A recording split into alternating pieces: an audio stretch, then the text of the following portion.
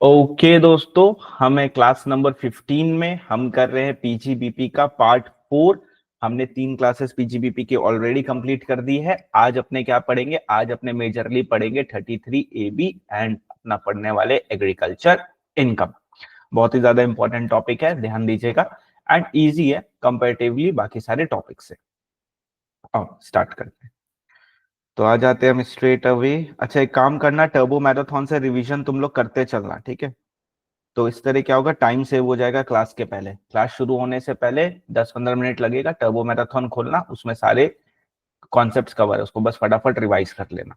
और अमेंडमेंट जो होगा वो बुक में तो तुमको दिख ही जाएगा, तो ज्यादा दिक्कत नहीं आएगी। चलो स्टार्ट करते हैं हम पार्ट नंबर 8 के साथ। अभी अपने दो सेक्शन देखेंगे, 33AB and 33AB। 33AB is regarding tea, coffee, rubber, and 33AB is regarding petroleum and natural gas. पहले 33AB देखते हैं, section number 33AB। Section number 33AB अपने को बोलता है कि अगर कोई भी पर्सन जो कि ग्रोइंग या मैन्युफैक्चरिंग में इन्वॉल्व है, टी, कॉफी, रबड़ इन इंडिया। रबड़ क्या हो गया सर? सर जिसे इरेज करते हैं क्या वो वाला रबड़? नहीं, रबड़ की जो खेती होती है उसकी बात कर रहा है ये।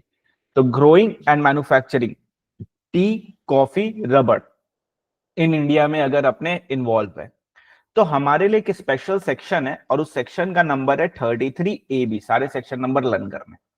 Growing and manufacturing of tea, coffee, रबड़ in India, the section number is 33AB। ये अपने को एक ऑप्शन देता है।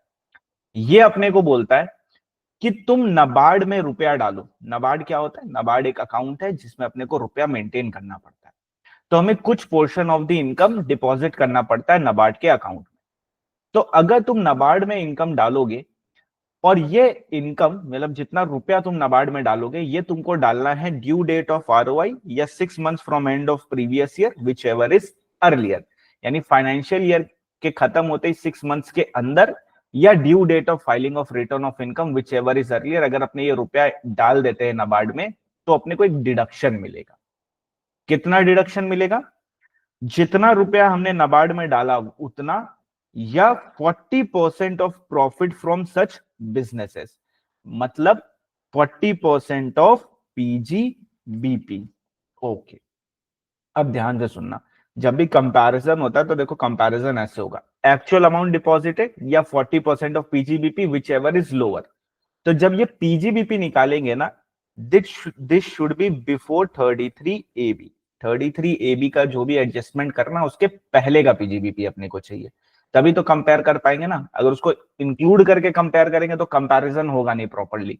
तो एक्चुअल अमाउंट डिपॉजिटेड या 40% ऑफ पीजीबीपी बिफोर 33AB वाला, विच एवर इज लोअर। दोनों में जो भी लोअर है इतना का डिडक्शन 33AB सेक्शन अपने को प्रोवाइड कर देगा। अब जो रुपया हमने डाला है नबार्ड में वो रुपए को अपने को यूज करना है स्पेसिफाइड पर्पसेस के लिए। स्पेसिफाइड पर्पसेस के लिए अपने को यूज करना है। दो पर्पसेस बताए गए जिसके लिए अपने को यूटिलाइज नहीं करना है इसको। कौन से दो पर्पसेस? रेसिडेंशियल या ऑफिस में, मतलब इससे कोई एसेट खरीद रहे हो उसको ऑफिस या रेसिडेंट में यूज नहीं करना। इससे कोई एक्सपेंस कर रहे हो इस रुपया से जो कि अलाउड एक्सपेंस है, लेकिन तुम ऑफिस और रेसिडेंट में नहीं कर सकते हो, फैक्ट्री में करना पड़ेगा तुमको वो एक्सपेंस। यानी अल्टीमेटली वो एक्सपेंस कहां करना पड़ेगा? फैक्ट्री में। रेसिडेंशियल एंड ऑफिस में वो एक्सपेंस नहीं चलेगा। कंप्यूटर अगर हम लगाते हैं तो वो अलाउड है, कंप्यूटर लगाना ये सब कुछ अलाउड है, बट रेसिडेंशियल एंड ऑफिस में वो एक्सपेंस नहीं होना चाहिए। Actual cost already allowed earlier under PGBP, उसका डिडक्शन अपने को नहीं मिलेगा। अब ये तो अपने को पता ही है। एग्जांपल बताओ, कौन सा एग्जांपल लेंगे हम यहाँ पे? कौन सा सेक्शन नंबर है जिसमें 100% डिडक्शन मिल जाता है फिक्स्ड एसेट पे? वेरी गुड, 35AD एक एग्जांपल है। उसमें क्या होता है, अपने को 100% डिडक्शन मिल जाता है अगर अपने कोई भी एसेट खरीदते हैं except land, goodwill and intangible and financial instrument, इसको छोड़ के। तो अगर वैसा कोई एसेट है तो ऑब्वियसली फिर उसके अगेंस्ट में अपने को डिडक्शन नहीं मिलेगा। अगर अपने कोई भी अमाउंट मिस यूटिलाइज करते तो वो एज अ पीजीबीपी टैक्सेबल हो जाएगा। पीजीबीपी हेड में वो मिस यूटिलाइज अमाउंट टैक्सेबल कर देंगे। If any amount is withdrawn from NABARD It should be utilized in the year of withdrawal only, otherwise such amount will be taxable. And किसके लिए utilise करना है? स्पेसिफाइड पर्पस, जो board ने बताया है। तो जो अमाउंट हम विड्रॉ करेंगे नाबार्ड से, उसको अपने को उसी साल यूटिलाइज करना है स्पेसिफाइड पर्पस के लिए। अगर नहीं यूटिलाइज करा तो वो टैक्सेबल हो जाएगा एज पीजीबीपी। अब ऑडिट मैंडेटरी है, चलो ये तो नॉर्मल सा पॉइंट है। Depreciation allowed on plant and machinery, ये क्या पॉइंट हुआ? अगर डिडक्शन मिल रहा है तो डेप्रिसिएशन अपने को क्यों मिल रहा है? कभी इसके विषय में विचार करो तो ये देखो इसका क्या मतलब निकलता है। इसका मतलब निकलता है कि हमारा एक पीएल है, हमारा एक नेट प्रॉफिट हुआ है, हमने नाबार्ड में इस नेट प्रॉफिट से कुछ अमाउंट डाल दिया, मान लो 20% डाल दिया, विच एवर इज लोअर में 20% ही आया। मान लो 100 का प्रॉफिट था, 20 हमने नाबार्ड में डाला, तो गवर्नमेंट बोलती है हमारी पीजीबीपी इनकम कितनी होगी? 100 माइनस 33AB का डिडक्शन मिल जाएगा 20, तो 80 की हमारी पीजीबीपी इनकम हो जाएगी। इस 20 को हमको किस लिए यूटिलाइज करना है? For specified purposes, residential and office के लिए यूटिलाइज नहीं करना है। अब स्पेसिफाइड पर्पस के लिए मान लो एक plant and machinery in factory, this is allowed, ठीक है, plant and machinery in factory is allowed. अब इस रुपए से हमने प्लांट एंड मशीनरी खरीद लिया। अब 20 रुपए का जो हमने प्लांट एंड मशीनरी खरीदा वो तो हमारे बैलेंस शीट में चला जाएगा as fixed asset, right. Government बोलती है ये जो 20 का फिक्स्ड एसेट खरीदा which is as per the amount as per specified by the board, वो एक्सपेंस तुमने कर दिया है, तो इस 20 में नेक्स्ट ईयर या जिस भी साल तुमने इसको खरीदा है तुम्हें डेप्रिसिएशन अलाउड हो जाएगा। यानी डबल फायदा है। पहली बात तो जो रुपया जितना डाला उतना का डिडक्शन भी मिल जाएगा, वो रुपया को यूटिलाइज करके कुछ एसेट खरीदा है तो डेप्रिसिएशन भी मिल जाएगा, डेप्रिसिएशन ब्लॉक नहीं होगा। तो पीएल से जितना रुपया नाबार्ड में डालोगे उतना रुपया या 40% विच एवर इज लोअर इतना डिडक्शन मिल जाएगा, एंड जो एसेट खरीदा है उस पर डेप्रिसिएशन भी मिल जाएगा। 180 दिन से कम, 180 दिन से ज्यादा, जो कॉन्सेप्ट पड़ा वो एज इट इज इंटैक्ट रहेगा, but depreciation under section 32 will be allowed. तो ऑडिट मैंडेटरी है, डेप्रिसिएशन भी अलाउ हो जाएगा। अब जो एसेट हमने खरीदा है, ये वाला एसेट, ये एसेट को कम से कम अपने को अपने पास रखना पड़ेगा 8 साल के लिए। 8 ईयर से पहले हम इसको बेच नहीं सकते। अगर बेच दिया तो entire sale consideration will be deemed as PGBP, entire sale consideration will be deemed as PGBP. Okay, अब ये किसके लिए? टी कॉफी रबड़ इन इंडिया। सिमिलर लाइन पे वर्क करता है 33ABA। 33ABA किसके लिए है? ये है प्रोस्पेक्टिंग, एक्सट्रैक्टिंग और प्रोडक्शन ऑफ पेट्रोलियम और natural gas in India. Prospecting, extracting, production of natural gas और पेट्रोलियम इन इंडिया, इसके लिए। वहां पैसा हम नाबार्ड में डालते थे, यहां पैसा हम SBI साइट रिस्टोरेशन अकाउंट में डालेंगे। किसमें डालेंगे? SBI साइट रिस्टोरेशन अकाउंट में डालेंगे। वहां पे रुपया कब तक डालना पड़ता है? वहां पे हमें रुपया डालना पड़ता है ड्यू डेट ऑफ ROI या 6 months from the end of the financial year, whichever is earlier. यहाँ पे हमें 31 मार्च ऑफ द फाइनेंशियल ईयर के पहले तक रुपया डाल देना है। 31 मार्च ऑफ द फाइनेंशियल ईयर के पहले रुपया डाल देना है SBI साइट रिस्टोरेशन अकाउंट। वहां पे कितना डिडक्शन मिलता था? एक्चुअल या 40% विच एवर इज लोअर। यहां मिलेगा एक्चुअल या 20% which ever is lower, and obviously same PGBP before 33ABA। PGBP 433 वहां पे किसके लिए यूटिलाइज करना था?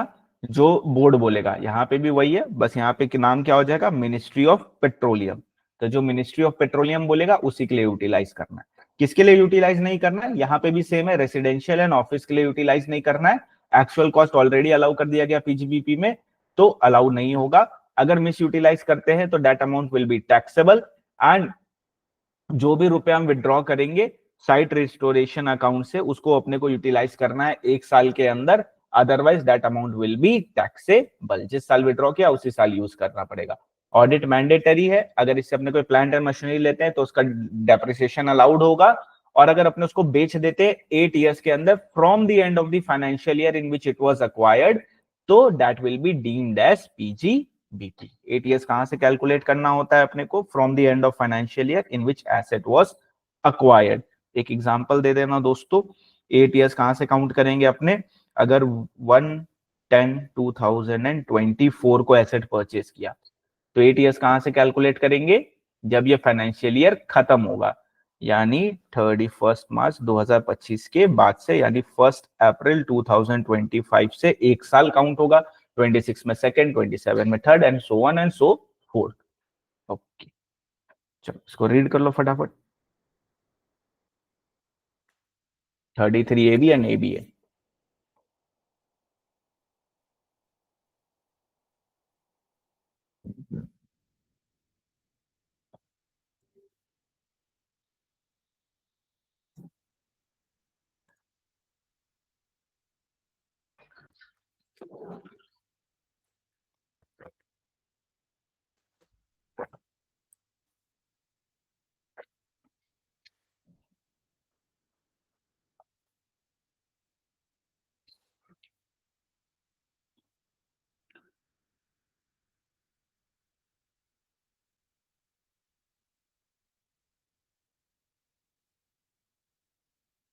कंप्यूटर अलाउड अभी बताते हैं, अब ये क्वेश्चन करेंगे उसमें आएगा ये वाला चीज। Yes, depreciation only if plant and machinery is purchased.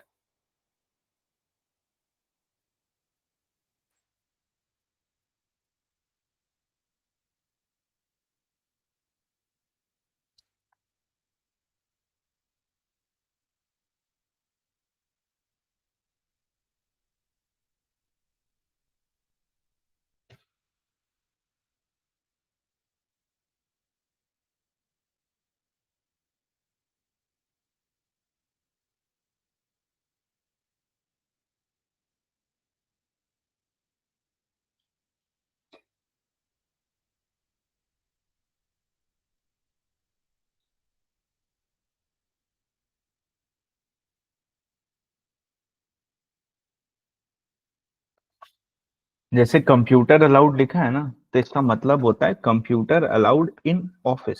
अगर ऑफिस में कंप्यूटर करेंगे ना तो अलाउड है, अपने को कोई दिक्कत नहीं है। इसके अलावा कुछ खरीदते तो अलाउड नहीं है ऑफिस के लिए।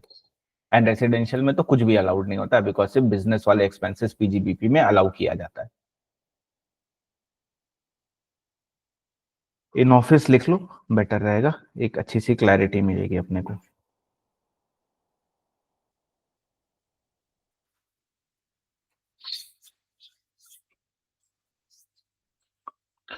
Actual cost already allowed. Example के लिए समझ लो, अगर हम एक प्लांट एंड मशीनरी लेते हैं, वो 35 AD में फॉल करता है, तो 35 AD में हमें ऑलरेडी 100% डिडक्शन मिला होता है। तो वो वाला एसेट को अगर हम खरीदेंगे तो मिस यूटिलाइज कहलाएगा, अगर नबार्ड के पैसे से खरीदेंगे। तुम अपार्ट फ्रॉम नबार्ड के पैसे से खरीदो, कोई दिक्कत नहीं, 35 AD का डिडक्शन मिलेगा, कुछ भी नहीं होगा कॉन्सिक्वेंसेस। बट अगर नबार्ड का पैसा यूज करके खरीद दिया तो 35 AD में डिडक्शन तो मिल जाएगा, बट यहाँ पे वो टैक्सेबल हो जाएगा, बिकॉज वो मिस यूटिलाइजेशन कहलाएगा।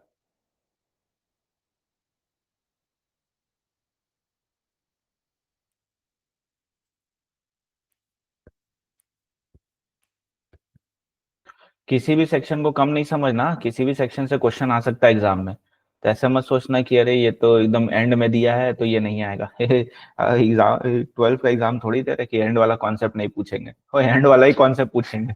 ठीक है, तो ध्यान रखना पड़ेगा।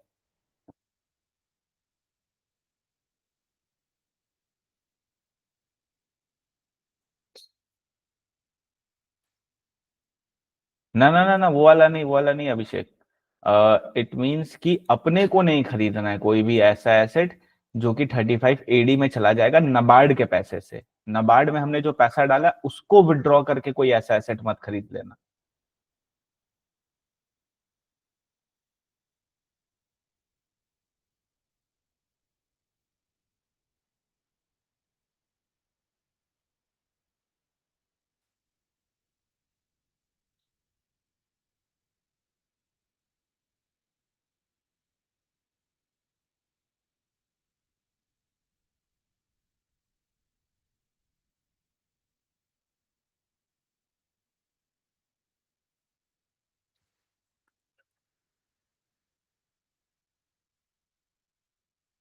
नाबार्ड मतलब हो गया national bank for agriculture and rural development. लिखना है लिख लो, नहीं लिखना है नहीं लिखो, not that relevant. Okay done, simple है। 33 AB है, सेम लाइन पे वर्क करता है।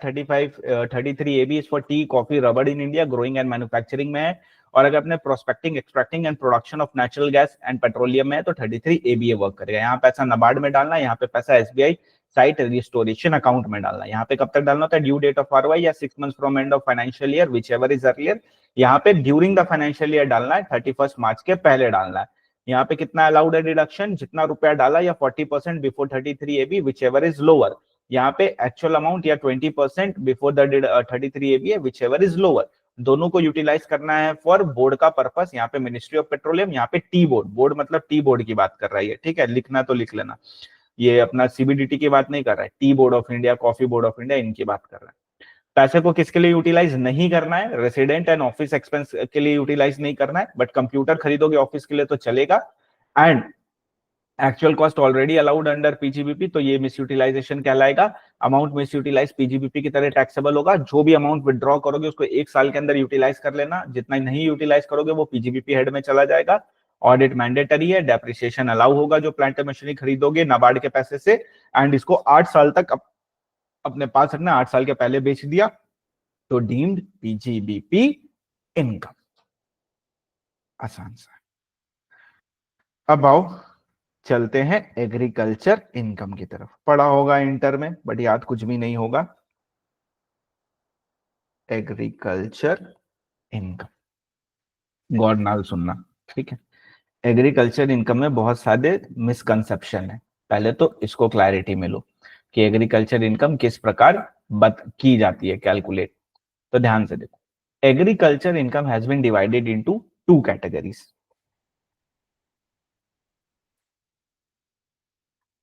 दो कैटेगरी में अपने इसको बाइफरकेट कर सकते हैं। पहली कैटेगरी है हमारी 4 इनकम, 4 इनकम बताई गई। उन 4 इनकम में परसेंटेजेस का यूज किया गया है। कुछ परसेंट एग्रीकल्चर इनकम बोल दी गई, कुछ परसेंट PGBP हेड की इनकम बोल दी गई। यानी एक परसेंटेज बताया, स्ट्रेट अवे बस वो परसेंटेज अप्लाई करो उस इनकम पे। PGBP का अलग परसेंटेज, एग्रीकल्चर इनकम का अलग परसेंटेज, तो बाइफरकेशन हो जाएगा। फर्स्ट अपने को पहले बाइफरकेट करना पड़ेगा। तो 4 इनकम के लिए परसेंटेज बताई गई है, PGBP की एंड एग्रीकल्चर की। अपार्ट फ्रॉम दिस अदर्स के लिए हमें एक फॉर्मेट बताया गया, उस फॉर्मेट के बेसिस में हम बाइफरकेशन कर सकते हैं। एक फॉर्मेट बताया गया, उस फॉर्मेट के बेसिस पे हम बाइफरकेशन कर देंगे। अभी हम क्या कर रहे हैं, सिर्फ और सिर्फ बाइफरकेशन, कि क्या PGBP हेड की इनकम बनेगी और क्या एग्रीकल्चर हेड की इनकम बनेगी, और कुछ भी नहीं कर रहे हैं।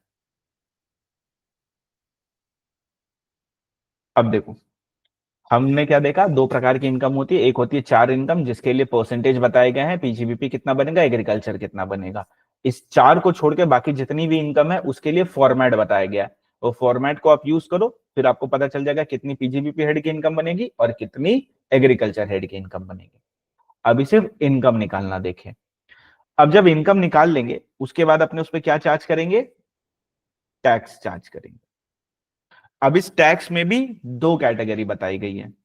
पहली कैटेगरी है इसमें इंडिविजुअल HUF की, और दूसरी है apart from individual HUF form company LLP इनकी।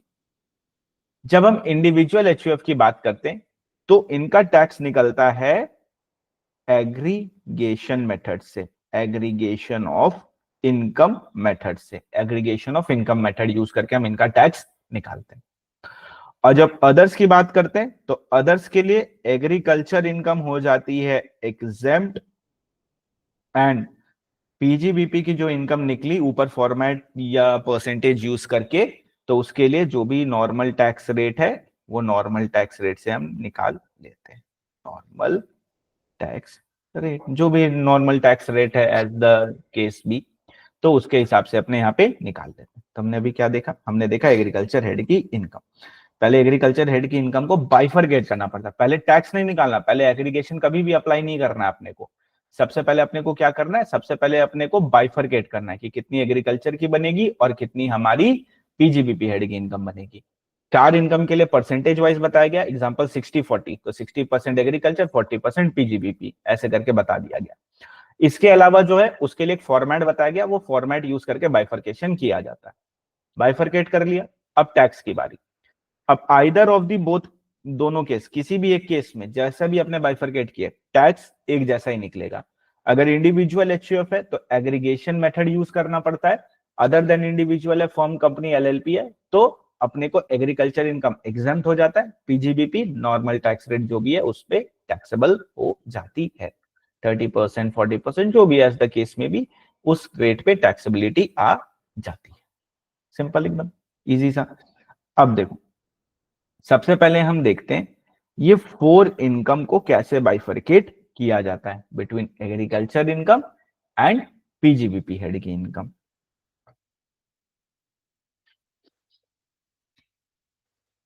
इन case of rubber, coffee and tea businesses, तो यहाँ पे ये चार इनकम बताई गई है जिसमें बाइफरकेशन अपने करेंगे। टैक्सेबिलिटी नहीं पढ़ रहे, अभी सिर्फ बाइफरकेशन करना पड़ रहा है। अगर हम हैं in the business of growing and manufacturing tea by seller in India, इसमें है growing and manufacturing of tea, तो जितनी इनकम हम कमाएंगे इस बिजनेस से उसमें 60% एग्रीकल्चर मानी जाएगी, 40% नॉन एग्रीकल्चर मानी जाएगी। अगर इंडिविजुअल एचयूएफ का केस चल रहा होगा तो एग्रीगेशन यूज करेंगे, अदर देन इंडिविजुअल एचयूएफ होगा तो एग्रीकल्चर एग्जेम्प्ट कर देंगे, नॉन एग्रीकल्चर वाले को नॉर्मल टैक्स रेट में टैक्सेबल कर देंगे। तो growing and manufacturing of T के लिए 60-40, एग्रीकल्चर 60, नॉन एग्रीकल्चर 40%। फिर है तुम्हारा latex, cenex block rubber manufactured और processed from rubber plant grown by seller in India, 65% and 35%, 65% and 35%। Growing and curing coffee by seller in India, 75 and 25%, 75 agriculture, 25 non agriculture. Coffee grown, cured, roasted, grounded with और without making mixing chichori or other flavoring ingredients by seller in India, 60% and 40%। सबसे important point, India, India, India, India, म्हणजे ये सारा काम कहां होना चाहिए, India की जमीन पे होना चाहिए, इंडिया में होना चाहिए। बाहर की जमीन में ये सारा काम करोगे तो ऐसा कुछ भी नहीं है, entire income will be taxable, सारी की सारी इनकम टैक्सेबल हो जाएगी। तो ग्रोइंग एंड मैन्युफैक्चरिंग टी, चाय, बाई 60-40, चाय के लिए क्या 60-40, रबड़ के लिए 65-35, growing and curing coffee, coffee के लिए 75, एंड अगर कॉफी ग्रो भी कर रहे, क्रूड कर रहे, रोस्ट कर रहे, ग्राउंडेड कर रहे without mixing chicory and other flavouring ingredient तो 60-40। अब देखो ये वाला लर्न करने की दरकार है नहीं, ठीक, सिर्फ एक साइड भी लर्न कर लोगे तो दूसरा साइड ऑटोमेटिक लर्न हो जाएगा, करने से प्रेशर नहीं लेना, बस ये वाला लर्न कर लो। तो टी के लिए 60, ओके, रबड़ के लिए 65, कॉफी के लिए 75, एंड कॉफी में बहुत सारे काम कर रहे हैं तो 60, coffee grown, cured, roasted, grounded with और विदाउट मिक्सिंग चिचोरी और अदर फ्लेवरिंग इंग्रेडिएंट तो 60, और सिंगल सिर्फ ग्रोइंग एंड क्रूइंग कर रहे हैं तो 75। चलो लर्न करते हैं, टी के लिए 60, रबड़ के लिए 65 एंड कॉफी के लिए 75, बट कॉफी के साथ बहुत सारा काम करेंगे तो 60। तो टी के लिए 60, रबड़ के लिए 65, कॉफी के लिए 75, बहुत सारा काम किया कॉफी में तो 60। रीड कर लो एक बार इसको।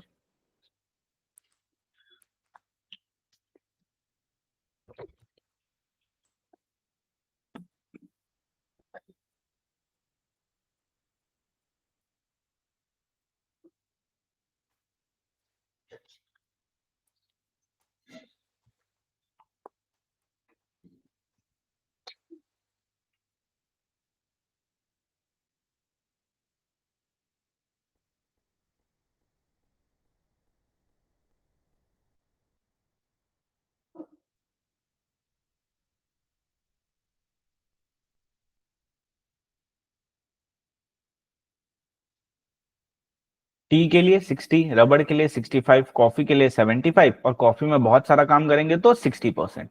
लर्न करना पड़ेगा, कोई उपाय नहीं है इसका, ठीक है। और आसान है, टी के लिए 60, रबड़ 65, कॉफी 75 एंड कॉफी बहुत सारे काम के साथ 60%। तो ये हो गया जब ये चार बिजनेसेस की हम बात करते हैं। कौन सी चार बिजनेसेस? टी, रबड़, कॉफी एंड कॉफी विद बहुत सारे काम।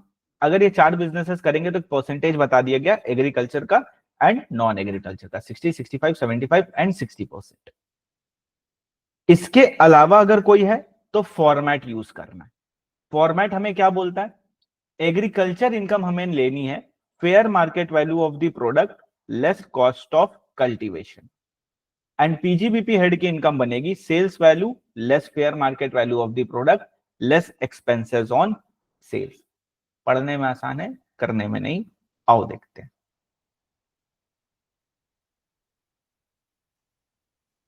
Mister MT sold crop for rupees 20 lakhs. Fair market value of that crop is 12 lakhs. Cost of cultivating amounted to 7 lakhs. Selling expenses 50,000.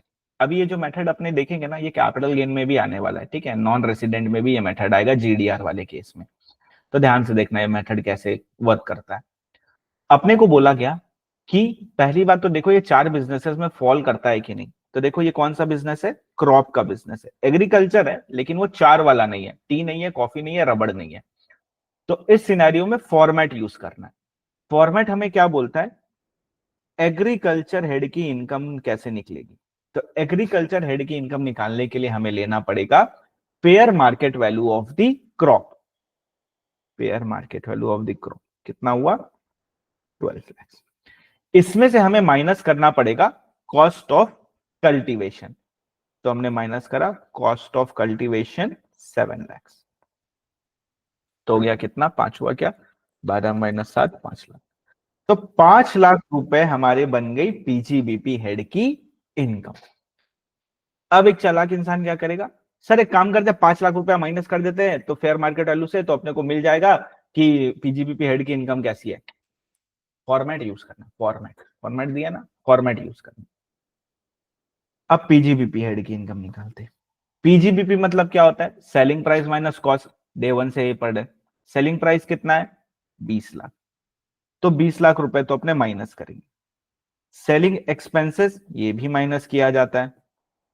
अब ध्यान से देखो, ये जो 12 लाख हमने यहां यूज किया है फेयर मार्केट वैल्यू, इसको भी पीजीबीपी हेड में आके माइनस करना पड़ेगा अपने को, तब अपने को एक्चुअल अमाउंट मिलेगा, जो कि होगा 20 माइनस 12 माइनस 0.5, तो 7,50,000। तो गवर्नमेंट बोलती है कि 20 लाख का जो तुम माल बेचे हो, ठीक है, इसमें से सिर्फ टैक्सेबल 7,50,000 करेंगे, because fair market value minus cost 5 lakh रुपया एग्रीकल्चर इनकम हो गई। अगर इंडिविजुअल एचयूएफ है तो एग्रीगेशन में जाएगा, अदर देन इंडिविजुअल एचयूएफ है तो ये एग्जेम्प्ट हो जाएगा। पीजीबीपी हेड की इनकम की बात करें तो वहां अपने को लेना है जितने में भी हमने उसको बेचा है, selling price minus selling expenses minus fair market value जो कि हमने एग्रीकल्चर में यूज किया था, उसको माइनस कर देंगे। तो हमारे पास कितना आ जाएगा? तो हमारे पास आ जाएगा 7,50,000। अब देखो एक मस्त चीज दिखाता हूं, 7,50,000 प्लस 5 lakhs कितना होता है? 12,50,000 होता है ना, 12,50,000। अब गौर से देखो, हमने बेचा कितना में? अब रुपया में बात करते हैं, रोकड़ा में बात करते हैं। रोकड़ा में तुम्हारे अकाउंट में कितना आया? 20 लाख। तुम्हारे अकाउंट से गया कितना? तो खेती करवाने का 7 लाख रुपया गया, बेचने का 50,000 रुपया गया। तो देखो 20 लाख माइनस 7 माइनस 0.5 हुआ ना 12.5 लाख। और देखो 12.5 लाख ही आ रहा। तो हमने क्या सीखा? कुछ नहीं, सिर्फ बाइफरकेशन करना सीख रहे कि इस 12,50,000 में एग्रीकल्चर का हिस्सा कितना है, पीजीबीपी का हिस्सा कितना है। देखो टैक्सेबिलिटी तो 12,50,000 पे ही आ रही है, इनकम तो हमारी 12,50,000 ही बताई जा रही है, लेकिन कुछ हिस्सा एग्रीकल्चर का है, कुछ पीजीबीपी का है। तो ऊपर परसेंटेज के हिसाब से बाइफरकेट करते थे, यहाँ परसेंटेज यूज नहीं करेंगे, फॉर्मेट यूज करेंगे। फॉर्मेट क्या बोलता है? एग्रीकल्चर के लिए fair market value minus cost, and PGBP के लिए selling price minus fair market value और माइनस सेलिंग एक्सपेंसेस अगर कुछ है तो अपने को मिल जाएगा पीजीबीपी हेड की इनकम। एग्रीकल्चर वाला अब टैक्स रेट की तरफ जाएंगे, अकॉर्डिंगली एक्ट करेंगे। इंडिविजुअल एचयूएफ है तो एग्रीगेशन करेंगे, अदरवाइज पूरा का पूरा एग्जेम्प्ट हो जाता है, और पीजीबीपी वाला तो नॉर्मल टैक्स रेट में टैक्सेबल होता है। एम आई क्लियर दोस्तों? अब इसको रीड करो, देखो अब ये समझ में आ जाएगा।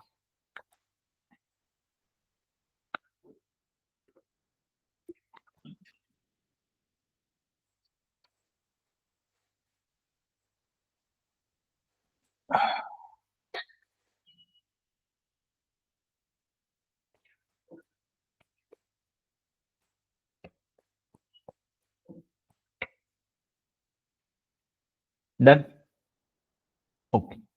एक छोटू सा पॉइंट है ऊपर की तरफ, income derived from sapling or seedling grown in nursery would be deemed to be agriculture income whether or not basic operation were carried out on land. Therefore, such income would be exempt under 10(1). तो seed sampling और seedling अगर अपने nursery में करते हैं, और चाहे land से रिलेटेड हो या ना हो, फर्क नहीं पड़ता है, वो एग्जेम्प्ट इनकम मानी जाएगी। अब आते हैं क्वेश्चन की तरफ, इसके लिए वो पॉइंट करना पड़ा अपने को। आते हैं इधर। Miss Vivitha, a resident and ordinarily resident in India, has derived the following income from the operation relating to plantation and state owned by her. चलो, ready everybody? Income from sale of latex process from rubber plant grown in Darjeeling. Okay. तो इनको क्या मिल जाएगा? इनके लिए agriculture income हो जाएगी। रबड़ है, रबड़ क्या वो 4 बिजनेसेस में फॉल करता है? हाँ करता है। अब इसको बाइफरकेट करना है अपने को, एग्रीकल्चर इनकम, पीजीबीपी हेड की इनकम। एग्रीकल्चर इनकम कितना है इसमें रबड़ में, बताओ तो? सर था 60%, 65%, सर 65% है। ओके, तो 3 लाख का 65% हो गया हमारा एग्रीकल्चर इनकम 195, एंड रिमेनिंग हो गया अपना पीजीबीपी इनका, पीजीबीपी हेड का income 1,05,000, right? Income from sale of coffee grown and cured in Tamil Nadu. अच्छा, ग्रोन एंड क्रूड यानी ये नॉर्मल कॉफी वाला है, कितना रेट था उसका? 75 वाला था। तो 1 लाख का 75% हो गया 75,000, यहां हो गया 75, यहां हो गया 25, 75,000, 25,000। Okay, next. Grown crude roasted and grounded coffee in Colombo, sale consideration received in Chennai. कितना होगा दोस्तों इसका? ध्यान से देखो, कोलंबो कहाँ है दोस्तों? इंडिया में है क्या Colombo? The answer is no. तो जब इंडिया में है ही नहीं, तो ये पूरी की पूरी इनकम चली जाएगी हमारी पीजीबीपी हेड में, कुछ भी एग्रीकल्चर नहीं होगा। ओके, देखा छोटी छोटी चीजें कितनी जरूरी होती है पढ़ना, एक एक वर्ड इंपॉर्टेंट है। T grown and manufactured in Shimla, T है भाई, चाय की बात हो रही है, चाय तो भाई 60% पे, चाय का तो गलती अपने नहीं कर सकते। 2,40,000, वेरी गुड दोस्तों, क्या बात है, क्या बात है। फिर है अपने पास sampling and seedling grown in nursery at Cochin, basic operation were not carried on on land. Okay, तो अगर सैम्पलिंग सीडलिंग करते हैं नर्सरी का एट कोचिन, चाहे लैंड यूज हो ना हो, तो ये इनकम तो वैसे भी क्या होती है? एग्जेम्प्ट होती है। हमने नोट में पढ़ा ही इसको, बस खत्म हो गया, टोटल कर देना जितना भी होगा। ये हो गया पीजीबीपी हेड की इनकम, ये हो गया एग्रीकल्चर हेड की इनकम। और ये पूछा भी हमसे बिजनेस इनकम बताओ, एग्रीकल्चर इनकम बताओ, बस दैट्स इट, आसान सा एकदम है सर। ये तो बहुत ही ज्यादा इजी है, ये तो बहुत ही ज्यादा इजी है। हाँ, तो हमारा क्या हो गया? हमारी 4 इनकम वाला कॉन्सेप्ट भी हो गया, अदर वाला भी हो गया। तो हमने बाइफरकेशन करना सीख लिया कि एग्रीकल्चर कितना बनेगा, पीजीबीपी कितना बनेगा। अब टैक्स की बात करते हैं, टैक्स कैसे निकलेगा। तो अदर्स का तो बहुत आसान है, कोचिन वाला रिपीट कीजिए, कोचिन वाला देखो यहाँ पे लिखा है ना, sampling seedling grown in nursery would be deemed to be agriculture income whether or not the basic operation were carried out, and such income would be exempt under 10(1). ये exempt income होती है। अब टैक्स की बात करते हैं। अगर other than individual HUF है, कंपनी फर्म एलएलपी है, तो एग्रीकल्चर वाला एग्जेम्प्ट कर देना, पीजीबीपी वाला नॉर्मल टैक्स रेट में डाल देंगे। What about individual HUF? तो बाइफर्केशन तो ऊपर वाले की तरफ से होगा, ऊपर में इंडिविजुअल एचयूएफ नहीं देखना है, ऊपर में जो इनकम है उसके हिसाब से बाइफर्केशन करना है। जब टैक्स लगाएंगे तब इंडिविजुअल एचयूएफ या अदर्स देखना है। अब अगर इंडिविजुअल एचयूएफ है तो कौन सा कॉन्सेप्ट यूज करेंगे? Aggregation of income. Aggregation of income का जो कॉन्सेप्ट है वो हमें बोलता है कि aggregation of income individual HUF के लिए यूज किया जाएगा जब उसका agriculture income more than 5,000 rupees होगा and non agriculture income more than BEL होगा। अब जब भी बेल आएगा तो समझ लेना ये बोल रहा है बेसिक एग्जेम्पशन लिमिट, या तो 2.5 लाख या तो 3 लाख। 2.5 लाख होता है जो 115 बीएसई ऑप्ट नहीं करता है, और जो 115 बीएसई में रहता है, डिफॉल्ट रूल में रहता है, कुछ नहीं लिखा है क्वेश्चन में तो 3 लाख मानना है, कुछ नहीं लिखा है तो 3 लाख। तो अगर agriculture income more then 5 lakh से 5,000 है, एंड दोनों condition, and non agriculture income more then 2.5 lakh या 3 लाख है, तो उसके लिए हम एग्रीगेशन का कॉन्सेप्ट अप्लाई करते हैं। अब एग्रीगेशन का कॉन्सेप्ट कैसे वर्क करता है? ये हमें बोलता है सबसे पहले टैक्स निकालो non agriculture income plus net agriculture income. Net मतलब क्या हो गया? एक्सपेंस माइनस करके। तो non agriculture income and agriculture income दोनों मिला लो, फिर एक टैक्स निकालो। उसके बाद सिर्फ agriculture income plus maximum exemption limit as per slab rate दोनों को जोड़ के टैक्स निकाल लो। फिर 1 में से 2 को माइनस करो तो तुम्हारा टैक्स आ जाएगा। उसके बाद उसमें सरचार्ज एंड एचईसी ऐड कर देने का। अभी रीड करेंगे तो समझेगा नहीं, ठीक है। इसके लिए अपने को पहले एक पॉइंट की तरफ चलना पड़ेगा, एंड वो पॉइंट है जिसका मुझे था इंतजार। पेज 247 पे आ जाओ यार, अभी अपने को देखना है टैक्स रेट, पेज 249। ये इंपॉर्टेंट है अभी सबसे पहले।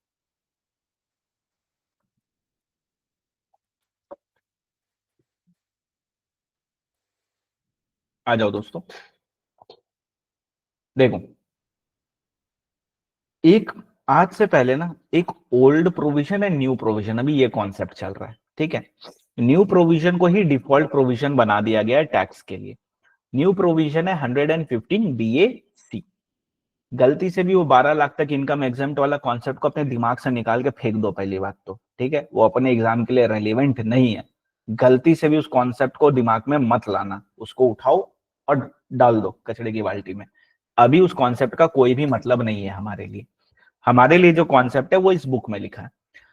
सबसे पहले दो प्रकार के रिजीम होते हैं। एक हो गया तुम्हारा डिफॉल्ट टैक्स रिजीम, जिसको हम बोलते हैं 115 BAC, इंडिविजुअल एचयूएफ की बात कर रहा हूं। और एक हो गया optional tax regime. Optional tax regime क्या हो गया? जो पहले पुराना हुआ करता था 2.5 लाख वाला, उसको ही ऑप्शनल टैक्स रिजीम बोलना शुरू कर दिया गया। अब ध्यान से देखो, ऑप्शनल टैक्स रिजीम यानी उन लोगों के लिए जो लोग ऑप्ट आउट करते हैं फ्रॉम प्रोविजन ऑफ 115 BAC, यानी हम डिफॉल्ट नहीं लेना चाहते, हम ऑप्शनल वाला लेना चाहते हैं। ऑप्शनल वाले के लिए अप टू 2.5 लाख नील होता है, 2.5 लाख से 5 लाख 5% होता है, 5 लाख से 10 लाख 20% होता है, अबव 10 लाख 30% होता है। ये किनको मिलता है? इंडिविजुअल जिनका एज 60 ईयर्स से कम है एंड एचयूएफ को, ठीक है। इंडिविजुअल 60 ईयर्स से कम है या एचयूएफ। 2.5 लाख तक नील, 2.5 लाख से 5 लाख 5%, 5 लाख से 10 lakh 20% and above 10 lakh 30%। Okay, अगर मेरी इनकम 7,50,000 है, बताओ मेरी कितनी आएगी? टैक्स कितना आएगा मेरा? कैलकुलेट करो। तो अगर सर 7,50,000 है तो ये 5 लाख से 10 लाख के बीच में पड़ेगा, तो सर हम स्ट्रेट अवे इसका 20% मार देंगे। ऐसे नहीं करना। याद है हमने 194N करा था, वहां पे भी हमने कि स्लैब पड़ा था 1 करोड़ तक, 20 लाख तक, फिर 1 करोड़ तक, फिर 3 करोड़ तक, वैसा एक स्लैब पड़ा था। वैसे ही सेम यहाँ पे भी है। इस 7.5 लाख में 2.5 लाख जो होता है दैट इज निल, कुछ नहीं देना। 2.5 लाख से 5 लाख यानी जो रिमेनिंग 2.5 लाख है, यानी 5 lakhs माइनस 2.5 lakhs, इसका हमें लेना होता है 5%। जो कि आता है हमारा 12,500।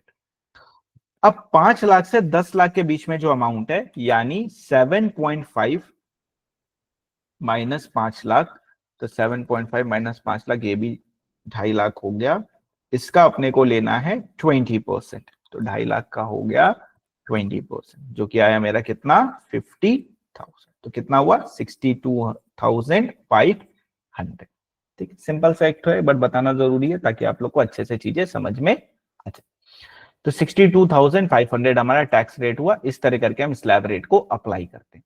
डायरेक्टली भी स्लैब रेट अप्लाई कर सकते हैं, सीखेंगे थोड़ा देर बाद। अब आते हैं, अगर इंडिविजुअल का एज 60 ईयर्स से ज्यादा है बट लेस देन 80 ईयर्स है, तो उसका स्लैब चेंज हो जाएगा। ये हम ऑप्शनल वाला ही पढ़ रहे हैं, 115 बीएससी नहीं पढ़ रहे।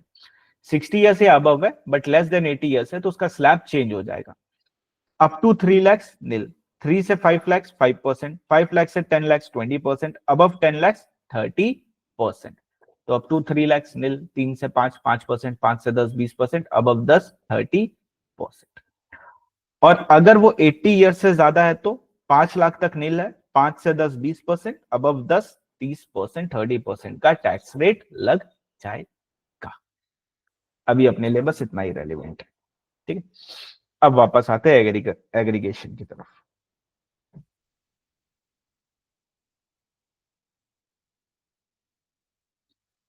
तो एग्रीगेशन कैसे निकलेगा? पहले बात तो नॉन एग्रीकल्चर इनकम ले लो, उसमें net plus net agriculture income ले लो और उसका टैक्स निकाल लो। उसके बाद सिर्फ net agriculture income plus basic exemption को ले लो और उसका टैक्स निकाल लो। एंड फिर 1 - 2 कर दो तो तुम्हारा फाइनल टैक्स अमाउंट आ जाएगा। आओ करते हैं, सिर्फ पढ़ने से नहीं होगा ना, करने से होगा।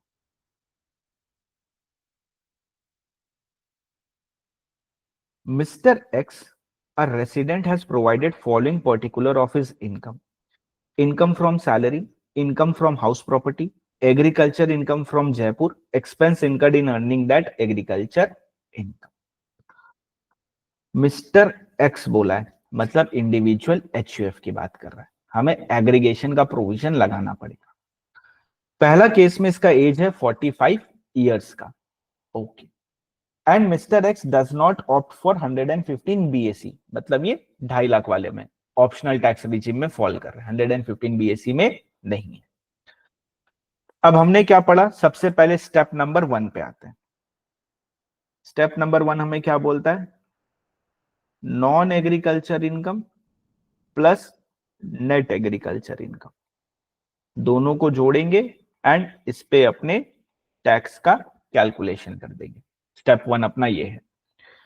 तो देखो, non agriculture income and net agriculture income. Non agriculture income मेरा कितना हुआ? 2,80,000 प्लस 2.5 लाख, तो हुआ मेरा 5,30,000 का। नेट एग्रीकल्चर इनकम मेरा कितना होगा? तो एग्रीकल्चर इनकम माइनस एक्सपेंसेस। अब इसने मेरे को ऑलरेडी बाइफरकेट करके दिया, तो जबरदस्ती बाइफरकेट नहीं करना, ऑलरेडी बाइफरकेटेड ही दिया हुआ है। एग्रीकल्चर इनकम फ्रॉम लैंड दिया हुआ है, फॉर्मेट फॉर्मेट यूज नहीं करना, बिकॉज यूज कर भी नहीं पाएंगे, डिटेल है नहीं अपने पास। तो ये हो गया अपने लिए 3,10,000। तो स्टेप 1 क्या बोलता है? ये दोनों को जोड़ के टैक्स निकाल लो। आओ देखते हैं। तो ये हुआ मेरा पास 5,30,000 एंड 3,10,000, 5,30,000 प्लस 3,10,000, तो ये हो गया मेरे पास 8,40,000। ओके, अब गौर से देखो, एज कितनी है इनकी? 45। क्या 115 बीएससी ऑप्ट करा इन्होंने? नहीं करा। तो इनके लिए हम रेट क्या यूज करेंगे? 2.5 लाख वाला। लेस देन 60 एज है, 2.5 लाख, 2.5 लाख तक नील, 2.5 से 5 5%, फिर 5 से and so on and so fourth. चलो निकाल के बताओ।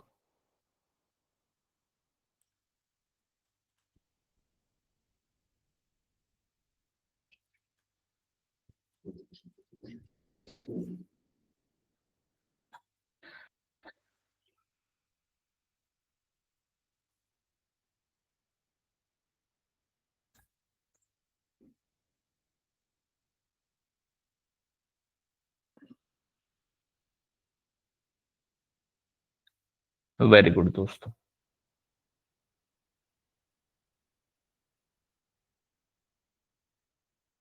ओके, शाबाश। तो कितना आया? 80,500। तो इधर मेरा आ गया टैक्स 80,500। सबका आ गया, किसी का नहीं आया तो बताना है। क्रूशियल पॉइंट आगे चलकर तो फिर दिक्कत देगा। आ गया। अब स्टेप 2 हमें बोलता है कि नेट एग्रीकल्चर इनकम लो। ले लिया। उसमें हमारा बेल को ऐड कर दो, यानी बेसिक एग्जाम्पशन लिमिट को ऐड कर दो। नेट एग्रीकल्चर इनकम हमारा है 3,10,000 का। वेल मतलब मैक्सिमम अमाउंट जहां तक मेरे को टैक्स नहीं देना है। तो इसने टैक्स कहां तक नहीं दिया? 2,50,000 तक। तो इसका बेल कितना हो गया? 2,50,000। तुम करेंगे 3,10,000 प्लस 2,50,000। तो ये हुआ मेरा 5,60,000। अब बोलता है इसका टैक्स निकालो। तो इसके लिए भी क्या 2.5 लाख वाला यूज करेंगे? Yes obviously. तो 2.5 लाख वाली लिमिट हम यूज करेंगे। कितना आएगा दोस्तों?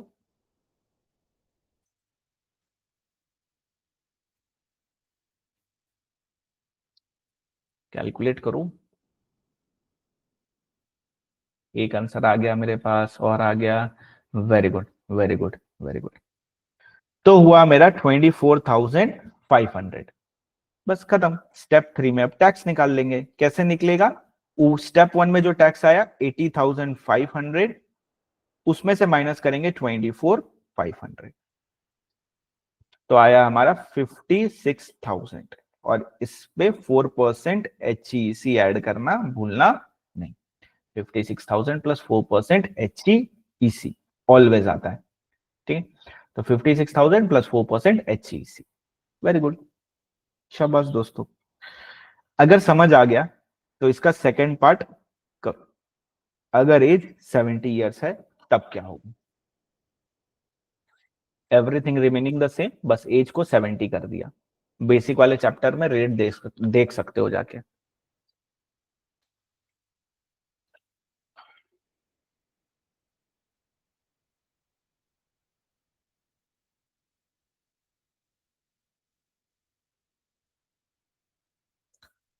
हौले हौले करना ताकि स्टेप्स भी लर्न हो जाए तुम लोग को।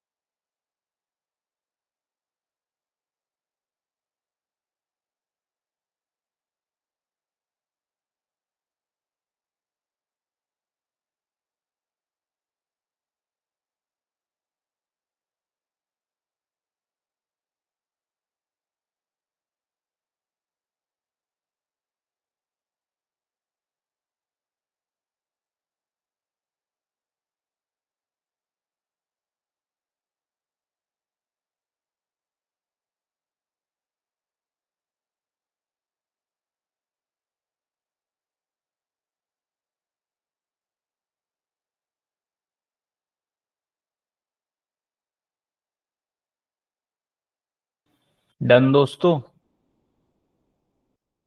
ओके, कितना आंसर आ रहा है? 47,840। ओके, पहला स्टेप का तो 78,000 आया होगा, राइट? 78,000।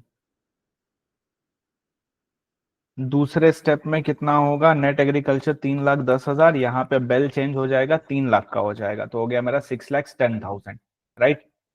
ओके, 6,10,000 नहीं करा, गलती कर दी, नहीं सर सही किया हमने। तो 6,10,000 हो गया, तो हो गया अपना 1,10,20। 32 आ रहा है क्या नेक्स्ट स्टेप का? 32,000। अब 32,000 इसमें से माइनस कर देना, हो गया। तो 46,000 टोटल क्या? 47,800, हाँ वेरी गुड, 47,840। 4% HEC ऐड करेंगे तो हमारा आ जाएगा 47,840। सबका आ गया? किसी का नहीं आया तो बताना। Everybody done? ओके, देखा एग्रीगेशन कितना इजी है, कुछ भी नहीं करना। नॉन प्लस नेट, टैक्स निकाल लो, फिर नेट प्लस बेल, टैक्स निकाल लो, 1 - 2 कर दो, टैक्स रेट आ जाएगा। फिर HEC उसमें ऐड कर देना। रिबेट वगैरह मिलता होगा, वो अभी पढ़ेंगे नहीं उसके विषय में, बाद में उसके विषय में पढ़ेंगे। ठीक है, दैट्स इट। चलो, अब जो पढ़ा है ना, आओ उसके बेसिस पे क्वेश्चन करेंगे। क्वेश्चन नंबर है, कौन सा था? Gomti. Question number 16, page number 101, यहाँ पे लिख भी लो। Question number 16, page 0101। Cross refer कर देना, रिवीजन में हेल्प करेगा। इसमें कॉन्सेप्ट है जिसके विषय में हमने पढ़ा नहीं है, तो मैं तुमको अभी बता दूंगा, उसको पेंडिंग रखेंगे उस कॉन्सेप्ट को। उसके अलावा बाकी चीजें इसमें अपने कर रखे हैं। स्टार्ट करते हैं। Ready everybody? Page number 101, Gomti private limited. Messer Gomti Private Limited, a closely held company, is in the business of growing rubber. दो चीज ध्यान देनी है ऑलवेज एग्जाम में। क्लोजली हेल्ड कंपनी मतलब होता है प्राइवेट लिमिटेड कंपनी, आगे बहुत जगह आएगा। दो चीज हमेशा दिमाग में ध्यान रखना इस क्वेश्चन के लिए, और एक चीज हर क्वेश्चन के लिए। जब भी किसी क्वेश्चन में प्राइवेट लिमिटेड आया, क्लोजली हेल्ड कंपनी आया, तो कान को एकदम 10 गुना ज्यादा चौकन्ना कर देना। बिकॉज अगर प्राइवेट लिमिटेड कंपनी है मतलब कुछ तो लोचा है क्वेश्चन में। क्योंकि अगर उनको नॉर्मल देना होता है तो पब्लिक लिमिटेड कंपनी देते हैं, जब भी वो प्राइवेट लिमिटेड दिए ना तो समझ लेना कॉन्सेप्ट कुछ तगड़े हैं इसमें, जिसको अपने को करना पड़ेगा। एंड दूसरा, इस क्वेश्चन के लिए सिंस रबड़ है तो अपने को पता होना चाहिए, रबड़ है तो 33A भी पूछा जा सकता है। सिर्फ 33A भी नहीं पूछा जा सकता है, अगर रबड़ है तो रबड़ एक एग्रीकल्चर इनकम भी होती है, तो एग्रीकल्चर इनकम भी हमसे वो पूछ सकते हैं। अब सिंस ये गोमती प्राइवेट लिमिटेड है, तो चाहे कुछ भी हो आगे अपने को पता नहीं क्वेश्चन में, लेकिन एग्रीगेशन का कॉन्सेप्ट तो नहीं आएगा, बिकॉज वो सिर्फ इंडिविजुअल HUF के लिए होता है, कंपनी फर्म LLP के लिए नहीं होता। तो गोमती प्राइवेट लिमिटेड है, बिजनेस है इसका रबड़ का। प्रॉफिट एंड लॉस अपने को दे रखा है। प्रॉफिट एंड लॉस कितना है? Net profit is 37.65 crore after debiting depreciation of 30 crore. एक और कॉन्सेप्ट अभी अपने इसमें सीखेंगे। तो नेट प्रॉफिट है 37.65 crore after debiting depreciation 30 crore. तो जब भी इस टाइप का लाइन दिया होगा आफ्टर डेबिटिंग डेप्रिसिएशन, या ऊपर की तरफ जब भी डेप्रिसिएशन दिया होगा, always assume it to be company account वाला डेप्रिसिएशन, बुक्स ऑफ अकाउंट्स वाला। एंड कंपनी एक्ट का जो डेप्रिसिएशन होता है वो अलाउड नहीं होता है इनकम टैक्स में। इनकम टैक्स वाला जो सेक्शन नंबर 32 इतना मगजमारी कल करके आए, पढ़ के आए, वो वाला अलाउ होता है, देखेंगे उसके विषय में।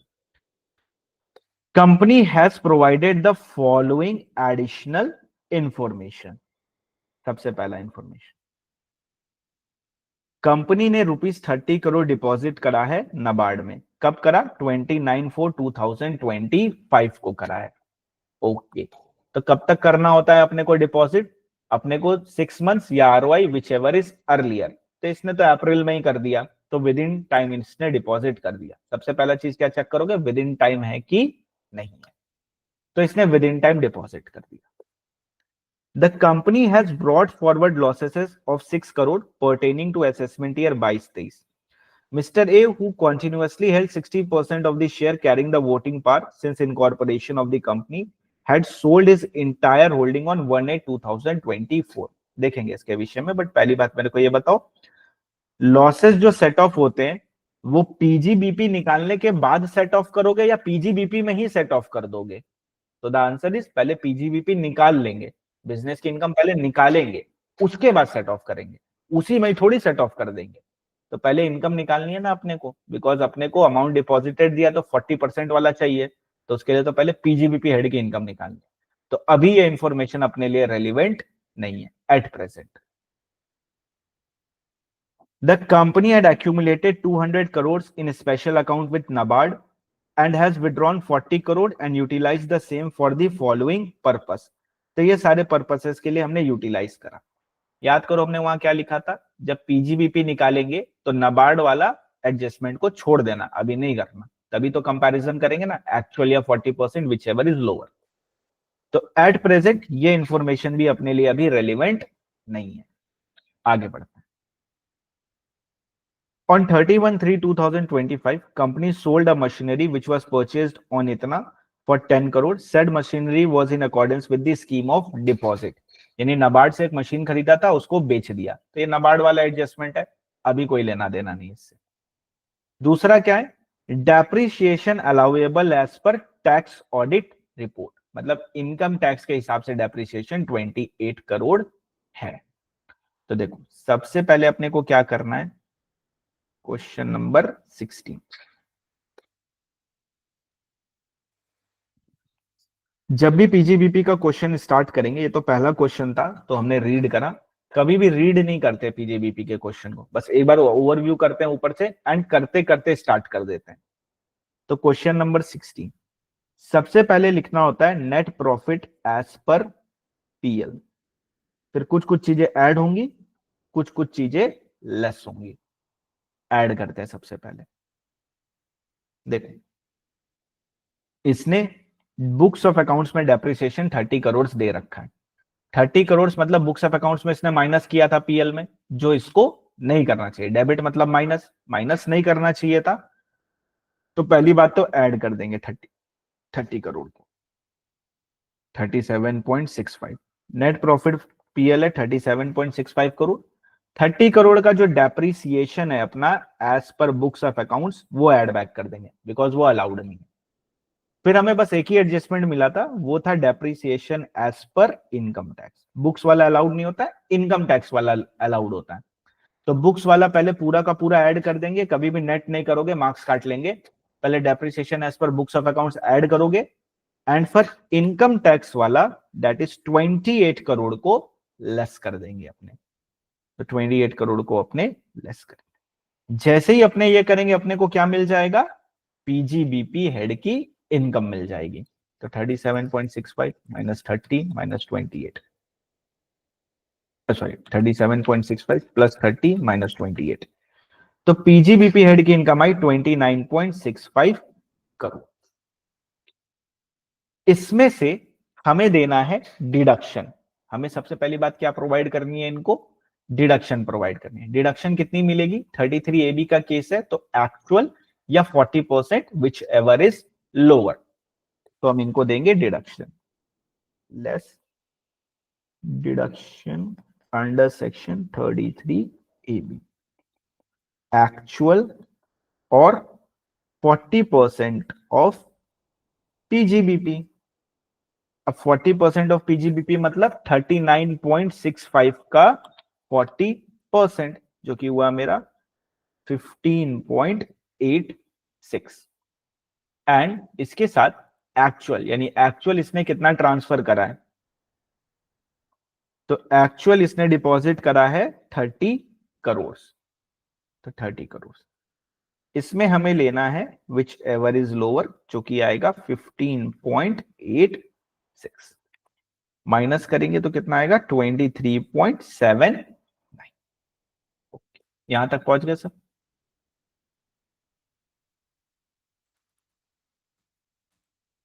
ओके, अब देखो, अब एडजस्टमेंट्स करेंगे।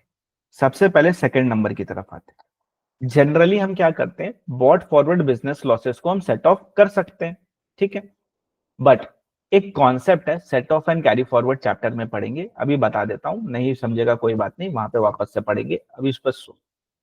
Set off and carry forward chapter में बोला जाता है कि अगर कोई प्राइवेट लिमिटेड कंपनी है, ठीक, तो जिस दिन लॉस हुआ उस दिन जितने शेयर होल्डर थे एंड जिस दिन हम सेट ऑफ करेंगे उस दिन जितने शेयर होल्डर हैं दोनों सेम होने चाहिए।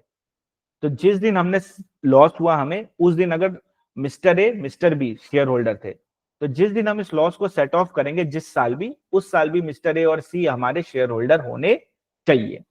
तो जिस दिन लॉस हुआ था उस दिन एंड जिस दिन हम सेट ऑफ कर रहे हैं उस दिन number of share holder same होने चाहिए, नंबर नहीं, सेम शेयर होल्डर होने चाहिए, सेम इंडिविजुअल शेयर होल्डर होने चाहिए।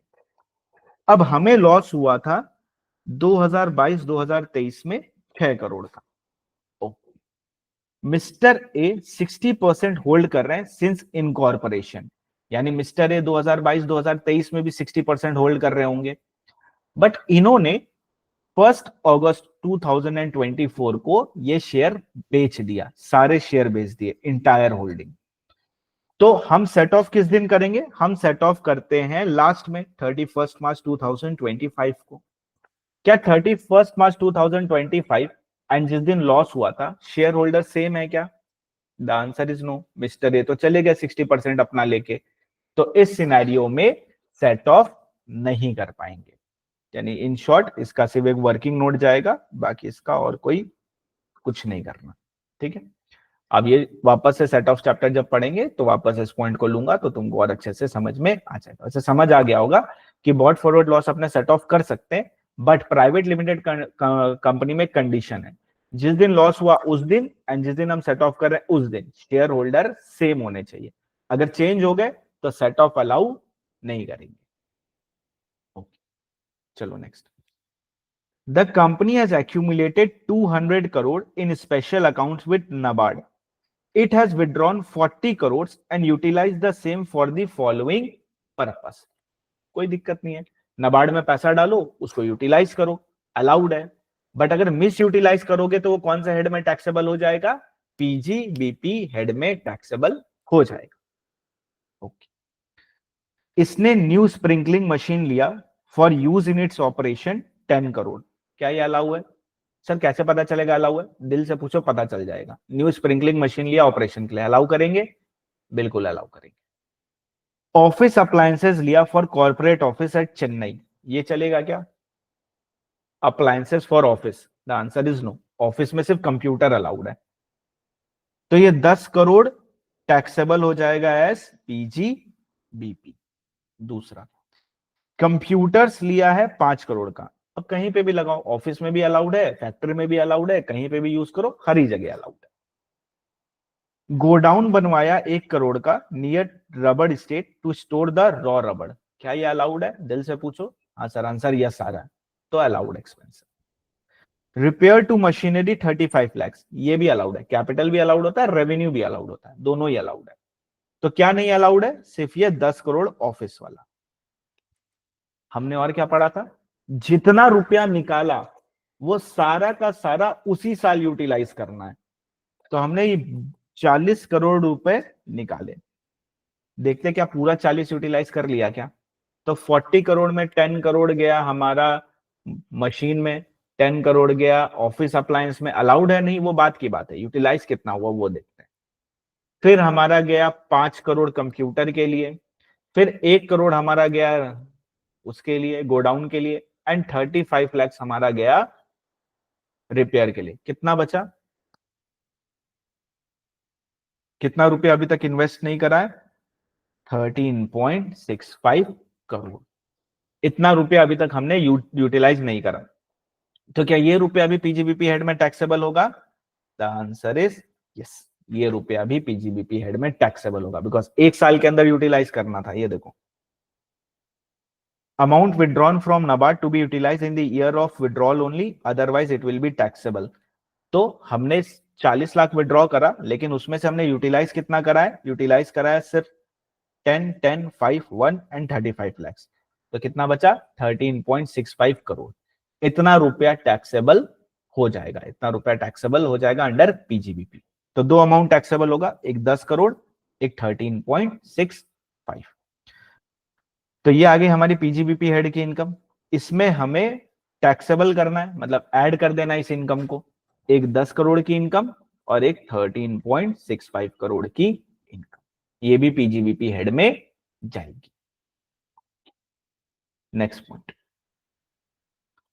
on 31/3/2025 company has sold machinery which was purchased on 10/5/2021 for 10 crore. The purchase of said machinery was in accordance with the scheme of deposit. इसका मतलब होता है नाबार्ड से पैसा निकाला, ठीक है, कब 10 मई 2021 को, उससे 10 करोड़ की एक मशीनरी खरीदी, तो ये हम तो अलाउ करवा दिए थे उस समय। अब क्या हुआ, इसने ये मशीनरी को 31/3/2025 में बेच दिया। कंडीशन क्या था, मशीनरी लिया तो 8 साल तक उसको तुमको यूटिलाइज करना है, उसके बाद बेचना है। हमने 8 साल पहले ही बेच दिया क्या? यस। 2001 में खरीदा था, 2005 में ही 2021 में खरीदा तो 2025 में ही बेच दिया। तो क्या करेंगे, इंटायर अमाउंट कहां चला जाएगा? पीजीबीपी हेड की इनकम में। तो 10 करोड़, तो पूरा का पूरा 10 करोड़ कहां चला जाएगा? पीजीबीपी हेड की इनकम में चला जाएगा। तो 10 करोड़ हम ऐड कर देंगे, done. 23.79 plus 10 plus 13 plus 13.65 plus 10। तो मेरा तो आंसर आ गया दोस्तों, आप लोगों का आया? हाँ सर आ गया, 57.44। ये क्या हुआ दोस्तों? ये हुआ मेरा टोटल इनकम। डन, खत्म, खलास। है सर इतना जल्दी खत्म, ये कैसे खत्म हो गया? इसमें तो एक चीज अभी और बाकी है। क्या बाकी है? कौन से धंधे में है? रबड़ के बिजनेस में। एंड रबड़ का बिजनेस है तो बाइफरकेशन करना पड़ेगा एग्रीकल्चर एंड पीजीबीपी में। तो हम स्ट्रेट अवे अगर इसमें से एग्रीकल्चर वाला हिस्सा रिड्यूस कर देंगे तो पीजीबीपी का आ जाएगा क्या? बिल्कुल आ जाएगा। अब रबड़ के लिए एग्रीकल्चर कितना हुआ करता था दोस्तों? देखो जाके कितना है रबड़ के लिए। Very good, 65%। तो इस टोटल इनकम का 65% जो है दैट इज इतना माइनस इतना, तो वह 20.104, ये बनेगा हमारा पीजीबीपी हेड का इनकम।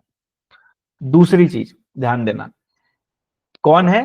प्राइवेट लिमिटेड है, तो इसका एग्रीकल्चर वाला हिस्सा क्या हो जाएगा? पूरी तरह से एग्जेम्प्ट हो जाएगा। एग्रीगेशन फैग्रीगेशन कुछ नहीं करना, पूरा एग्जेम्प्ट हो जाएगा।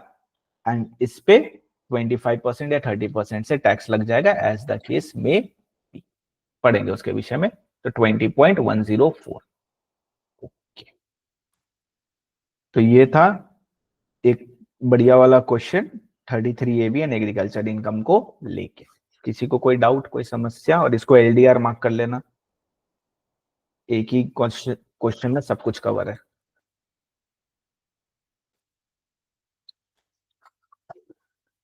अभी तुम लोग के बहुत सारे डाउट सॉल्व हो गए होंगे, जितने सारे आ रहे थे सर ये कैसे लेना है, वो कैसे लेना है, ऐसे लेना है। इस क्वेश्चन को एक बार घर में बनाओगे गलत बनेगा, बता दे रहा हूं पहले ही, तो घबराना नहीं, दोबारा बनाना तो सही बन जाएगा। एक चीज याद रखना, जितने क्वेश्चन एलडीआर मतलब लास्ट डे रिवीजन के लिए यूज करना है इस क्वेश्चन को, या इंपॉर्टेंट भी बोल सकते हैं इस क्वेश्चन को, हर इंपॉर्टेंट को एलडीआर मार्क करवा दे रहा हूं। तो ध्यान से सुनना, तो जब भी कोई क्वेश्चन प्रैक्टिस करोगे तो तुमसे फर्स्ट केस में क्वेश्चन नहीं बनेगा तो घबराने का नहीं है, ठीक है? और आंसर भी नहीं देखना, पहले एंड तक जाओ, गलत बनेगा चलेगा, कहां गलती कर रहे हो ये आइडेंटिफाई करना जरूरी है, फिर आंसर चेक करना तो गलती मिल जाएगी। उसके बाद छोड़ नहीं देना, वापस से उसको बनाना जब वो गलती पता चल जाए। अगर माइनर गलती है तब तो ठीक है देख लेना, बट अगर कोई मेजर गलती कर रहे हो तो वापस से उस क्वेश्चन को बनाना, तभी वो क्वेश्चन तुम्हारे दिमाग में सेट होगा।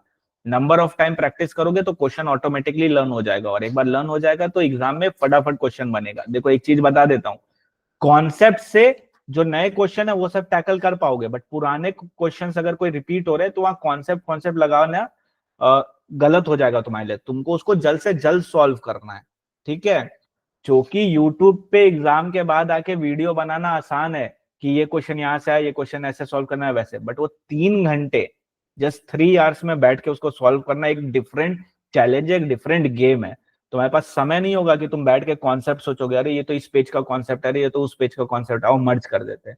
तो जितना रिपीटेड क्वेश्चन है ना, वो तुम्हारे लिए बहुत ज्यादा इंपॉर्टेंट रोल प्ले करेगा, बिकॉज अगर रिपीटेड है, तुम्हारा बनाया हुआ है, फटाक से सॉल्व हो जाएगा, टाइम सेव होगा। तो जो टाइम बचेगा वो न्यू क्वेश्चन की थिंकिंग में दे सकते हो। 3 घंटे में ज्यादा दिमाग नहीं चला पाओगे, वहां तुम्हारा हाथ चलना इंपॉर्टेंट है, और हाथ तभी चलेगा जब पहले से प्रैक्टिस किया हुआ रहेगा। तो ट्राई करो मैक्सिमम क्वेश्चन को हाथ से प्रैक्टिस करने का। ठीक है, नेक्स्ट क्वेश्चन की तरफ बढ़ते, नेक्स्ट कॉन्सेप्ट की तरफ बढ़ते हैं। यहाँ अपना खत्म होता है पार्ट नंबर 8 का 1 और 2। ओके जी, अब आते हैं थोड़ा सा ऊपर, पार्ट नंबर 6 की तरफ आते हैं। ठीक है, part number 6, certain deduction, section number 36, page number 50 में मिलेगा तुमको। इसमें से एक तो हमने ऑलरेडी कर लिया, 50, कौन सा, 80 CCD, 80 CCD हमने कंप्लीट कर लिया। और एक बार स्ट्रेट अवे लास्ट वाले की तरफ चलते हैं, 14 नंबर की तरफ, स्पेशल रिजर्व। चलो ध्यान से देखो, special reserve created by financial corporation providing long term finance. तो इनको एक डिडक्शन मिलता है। कितना डिडक्शन मिलेगा? एक्चुअल अमाउंट, यानी स्पेशल रिजर्व जितना क्रिएट किया है, जो एक्चुअल क्रिएट किया वो वाला, या 20% of PGBP before this deduction, या 200% of share capital plus general reserve minus opening balance of special reserve, which ever is lower. तो अगर एक फाइनेंशियल कॉर्पोरेशन जो लॉन्ग टर्म फाइनेंस क्रिएट करती है, उनको एक स्पेशल रिजर्व बनाना पड़ता है पीएल से। तो पीएल से जो तुम स्पेशल रिजर्व बनाए हो, तो तुमको डिडक्शन मिल जाएगा। जनरली रिजर्व क्या होता है? बिलो लाइन आइटम होता है, तो वो तो माइनस अपने अलाउ नहीं करते, बट स्पेशल रिजर्व अलाउ कर देंगे अगर फाइनेंशियल कॉर्पोरेशन ने बनाया है जो लॉन्ग टर्म लोन प्रोवाइड करती है वो। कितना अलाउ करेंगे? एक्चुअल अमाउंट, या 20% of PGBP before this deduction, या 200% of share capital plus general reserve minus opening balance of that special reserve. तीनों में विच एवर इज लोअर, इतना अलाउ कर देंगे। यानी जितना बनाया पहले तो वो पूरा एड बैक कर देंगे, और उसके बाद actual amount 20% PGBP, 200% share capital plus general reserve minus opening balance of special reserve, which ever is lower, इतना अलाउ कर देंगे। और अगर कोई भी अमाउंट विड्रॉ करते हैं हम स्पेशल रिजर्व से, वो फुल्ली टैक्सेबल होता है एज पीजीबीपी। जितना अमाउंट विड्रॉ करोगे स्पेशल रिजर्व से, वो पूरा का पूरा पीजीबीपी हेड में टैक्सेबल हो जाएगा। तो actual amount 20% of PGBP before deduction, 200% of share capital plus general reserve minus opening balance of special reserve, ये तीनों में जो भी लोअर होगा, इतना का डिडक्शन अपने को अलाउ करवा दिया जाएगा। देखते हैं,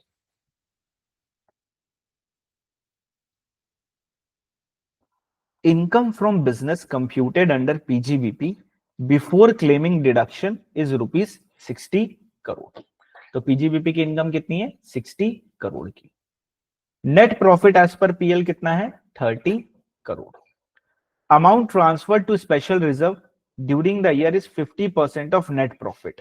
तो नेट प्रॉफिट का 50% हमने स्पेशल रिजर्व में ट्रांसफर किया है। ओके, अब अपने को बैलेंसेस दे रखे हैं 31 मार्च 2025 के, ये पूरा का, ठीक है, इधर से इधर तक बैलेंसेस एज ऑन 31 मार्च 2025 का। Paid up share 200 crore, preference share 100 crore, debenture 50 crore, general reserve 35, special reserve 675, statutory reserve 200 crore. अपने को पीजीबीपी हेड की इनकम निकालनी है। एक बार खुद से ट्राई करना चाहोगे क्या? ट्राई करो, एक बार कोशिश करो करने का। पीजीबीपी बिफोर सेक्शन 36 का डिडक्शन मतलब होता है बिफोर स्पेशल रिजर्व वाला डिडक्शन। स्पेशल रिजर्व वाला डिडक्शन अभी नहीं दिए, वो अपने को देना पड़ेगा।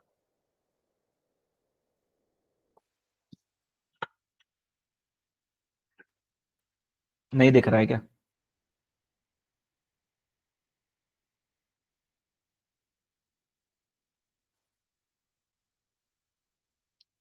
इधर एक गलती करोगे, और वो गलती करना जरूरी है, तो एक बार इस क्वेश्चन को जरूर बनाओ।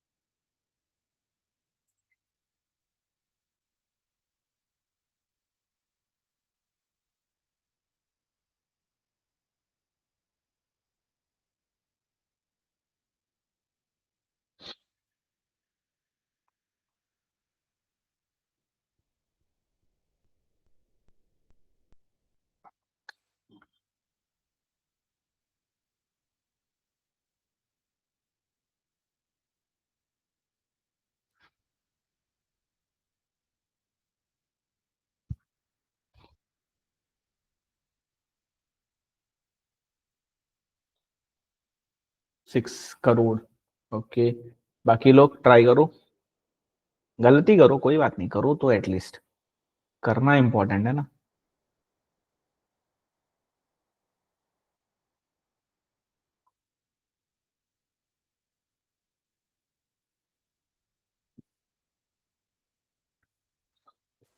तो देखो, सबसे पहले अपने को डिडक्शन निकालने का है।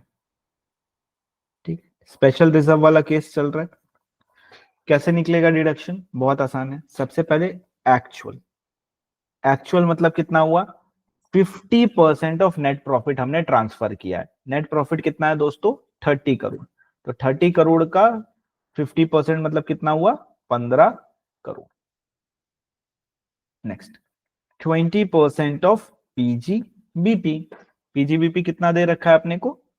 60 करोड़ दे ही रखा है। तो 60 करोड़ का 20% हुआ मेरा 12 करोड़।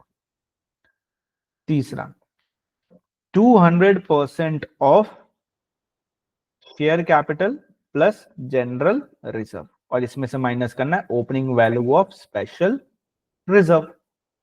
अब यहीं पे गलती हुई होगी सबसे ज्यादा। यहां पे क्या लेना है? 200% शेयर कैपिटल। अब शेयर कैपिटल दो दे रखा है, paid up equity and paid up preference. तो दोनों को लेना है अपने को, इक्विटी भी लेना है, प्रेफरेंसेस भी लेने हैं। तो कितना हो गया? 300 crore. Okay, plus general reserve दे रखा है, डिबेंचर लेना नहीं है। स्पेशल रिजर्व को लेंगे क्या? नहीं। स्टैट्यूटरी रिजर्व को लेंगे क्या? नहीं। सिर्फ और सिर्फ जनरल रिजर्व लेना है 35 करोड़ का। तो 35 CR हमने जनरल रिजर्व ले लिया। अब इसमें से हमें माइनस करना है opening value of special reserve. दूसरी गलती यहां हुई होगी, ध्यान से देखो। ये फिगर जो अपने को दे रखा है वो 31 मार्च 2025 का दे रखा है। स्पेशल रिजर्व में कितना अमाउंट पड़ा हुआ है? 675 करोड़। अब अगर अपने को ओपनिंग चाहिए यानी 1 अप्रैल का चाहिए, तो ड्यूरिंग द ईयर जो चेंज हुआ है इसमें वो हटाना पड़ेगा। ड्यूरिंग द ईयर क्या चेंज हुआ है? 50% ऑफ नेट प्रॉफिट गया हुआ है इसमें। 50% ऑफ द नेट प्रॉफिट मतलब 15 करोड़ रुपीज इसमें डाला हुआ है। तो अगर इसमें से हम 15 CR माइनस कर देंगे तो मेरे को ओपनिंग वैल्यू मिल जाएगी। यस, तो 675 माइनस 15 तो हुआ मेरा 660 करोड़। आओ करें इसमें 660 करोड़। बस डन है, हो गया जी। कितना है? 300 प्लस 35 इंटू 200%, 670 माइनस 660 हुआ मेरा 10 CR। अब क्या करना है? Which ever is lower that is कितना का डिडक्शन देंगे? 10 करोड़ का डिडक्शन दे देंगे। किन किन लोगों का आया? नहीं आया? हाँ सर, हम लोग समझ गए थे सर। Okay, very good. तो एक इंपॉर्टेंट क्वेश्चन बन जाता है, बाकी तो और कुछ भी नहीं है पीजीबीपी में, बस इतना डिडक्शन दे देना। अच्छा, वापस से net profit as per PL में मत चले जाना, बिकॉज ऑलरेडी पीजीबीपी दे रखा है, तो कुछ भी नहीं करना है। बस 60 करोड़ में से पीजीबीपी जो आई है उसमें ये 10 करोड़ का डिडक्शन दे देना, तो पीजीबीपी हेड की इनकम हो जाएगी 50 करोड़, बिकॉज ऑलरेडी 60 करोड़ अपने को दे रखा है। तो वापस से कैलकुलेट करने मत बैठ जाना, क्योंकि बाकी डिटेल नहीं दिया है ना। 60 करोड़ कैसा है पता नहीं ना, दिया नहीं है डिटेल, स्ट्रेट अवे 60 करोड़ को ही बस यूज कर लेना। गॉट इट दोस्तों? बढ़िया क्वेश्चन था, मजा आया। चलो, अब ऊपर से थोड़ा सा रीडिंग कर लेते हैं। अगर हम इंश्योरेंस प्रीमियम पे करते हैं स्टॉक एंड स्टोर्स का, अलाउड है। हेल्थ इंश्योरेंस प्रीमियम पे करते हैं एम्प्लॉय का, अलाउड है, बट अदर देन कैश होना चाहिए, कैश में पेमेंट नहीं करना। बोनस एंड कमीशन देते हैं एम्प्लॉयज को, अलाउड है, बट 43B का ध्यान रखना पड़ेगा। अच्छा, डायरेक्टर के रेमुनरेशन में हमने क्या पढ़ा था? अलाउड होता है, बट क्या था? Section number 196 of companies act, उसके बियॉन्ड देंगे तो डिसअलाउड हो जाएगा, उसके अंदर तक देंगे तो अलाउड है। लेकिन बोनस के केस में एम्प्लॉयज को बोनस एक्ट से ज्यादा दे सकते हैं अपने, बोनस एक्ट से ज्यादा दिया जा सकता है। क्यों ऐसा लिखा पता है? बोनस एक्ट अगर पढ़ा होगा इंटर में तो याद होगा, वहां मिनिमम अमाउंट बताया, मैक्सिमम नहीं। एंड 196 कंपनी एक्ट में मैक्सिमम अमाउंट बताया, इसीलिए यहाँ पे ये चेंज है, क्योंकि वहां पे उससे ज्यादा अलाउड नहीं है देना, और यहाँ पे बोनस वाले में मिनिमम बताए इतना देना पड़ेगा, इससे ज्यादा दोगे तो भी चलेगा। इसीलिए बोनस एंड कमीशन के केस में बोनस एक्ट से ज्यादा दिया तो अलाउड है, माइनस कर सकते हैं। कोई रुपया उठाया है बिजनेस के लिए तो उसका इंटरेस्ट अलाउड है। पीएफ ग्रेचुइटी सुपर एनुएशन में कोई कंट्रीब्यूशन करा है, अलाउड है। Discount on zero coupon bond deduction for the discount of ZCB on pro rata basis having regard to the period of life of the bond. ZCB खरीदा नहीं है, discount करवाया है, मतलब वी आर द कंपनी। तो discount on ZCB का जो deduction है of such discount on ZCB वो प्रोराटा बेसिस पे अलाउ किया गया, यानी 10 साल लाइफ है तो डिवाइड बाय 10 मार के 10 साल तक उस एक्सपेंस को अलाउ कर देंगे अपने। Any expenditure incurred by cooperative society for purchase of sugar cane at price fixed by government allowable as deduction. तो क्या है? Amount of expenditure incurred by cooperative society for purchase of sugar cane, price जो fix किया government ने अगर उसमें कर रहे हैं तो अलाउड है। इक्वल एंड लेस दोनों अलाउड है। यानी मान लो अगर गवर्नमेंट ने बोला कि तुमको 100 रुपए में खरीदना है, तुमने 100 में खरीदा, अलाउड है। 90 में खरीदा तो भी अलाउड है। 80 में खरीदा तो भी अलाउड है। मोर देन नहीं होना चाहिए, मोर देन होगा तो अलाउड नहीं। Deduction of deficiency arising from mutual activity in case of trade, profession or similar association. Amount of deficiency या 50% of total expense before allowing the deficiency of association whichever is lower। तो ये भी नहीं करते, इसको जब AOP करेंगे ना तब देखेंगे। ठीक, अभी नहीं, इसको देखते हैं। Next, amount received by SSC employer as contribution from his employees towards welfare fund to be allowed only if such amount is credited on or before due date of PF, that is 15 of next month। तो employ का जो contribution मिलता है PF का, वो employer को जमा करवाना पड़ता है 15th ऑफ नेक्स्ट मंथ तक।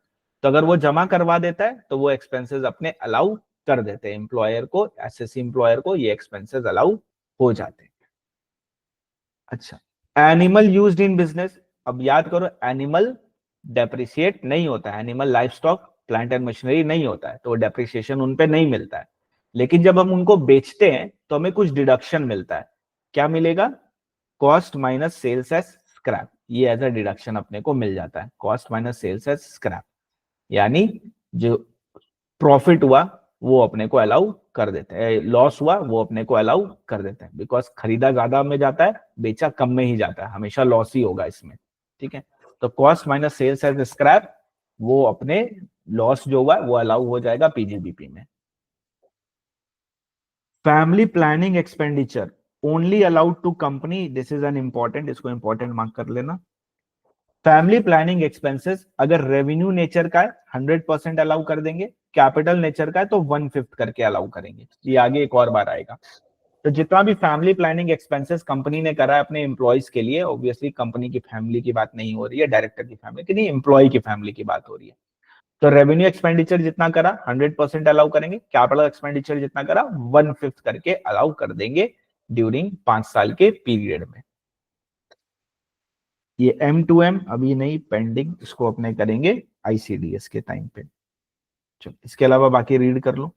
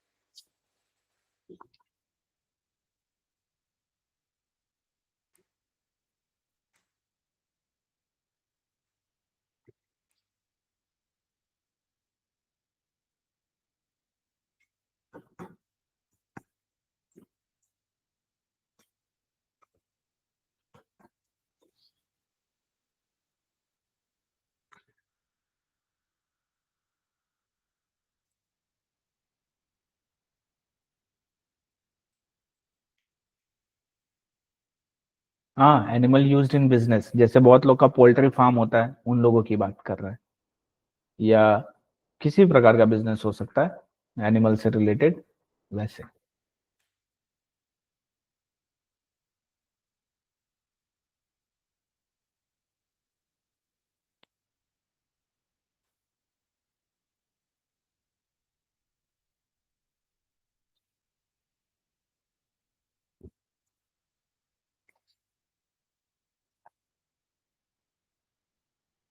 अमूल के लिए काऊ क्या होगा बताओ तो?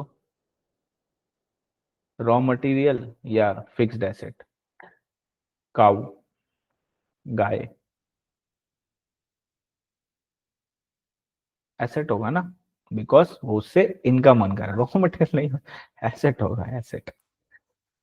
AS10 याद है, पढ़ा है AS10 या इंड AS16 शायद, पढ़ा है ना, उसकी डेफिनेशन देखना, इकोनॉमिक बेनिफिट फ्लो इन वगैरह ये सब कुछ डेफिनेशन वो फुलफिल करता है, तो फिक्स्ड एसेट की डेफिनेशन में आएगा। बट उस पे है, इंड AS41 थोड़ी है यार, फिक्स्ड एसेट वाला इंड AS41 तो नहीं है, मेरे को याद नहीं, मेरे को पता नहीं है, लेकिन 41 तो नहीं है, 16 है जहां तक मेरे को याद है। हाँ 16। रिवाइज करो यार FR तुम। समय समय कम है, थोड़ा रिवीजन और करो FR का।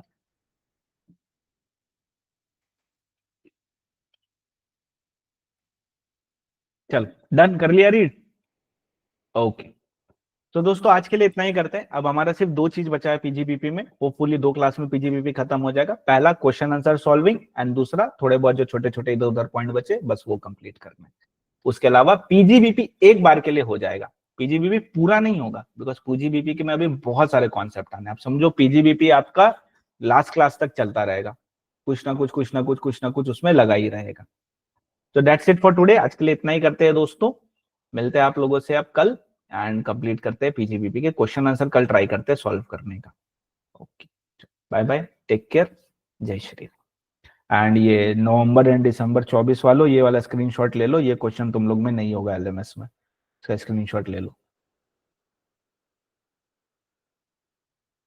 ले लिया? चलो, इसका आंसर का भी स्क्रीनशॉट ले लो।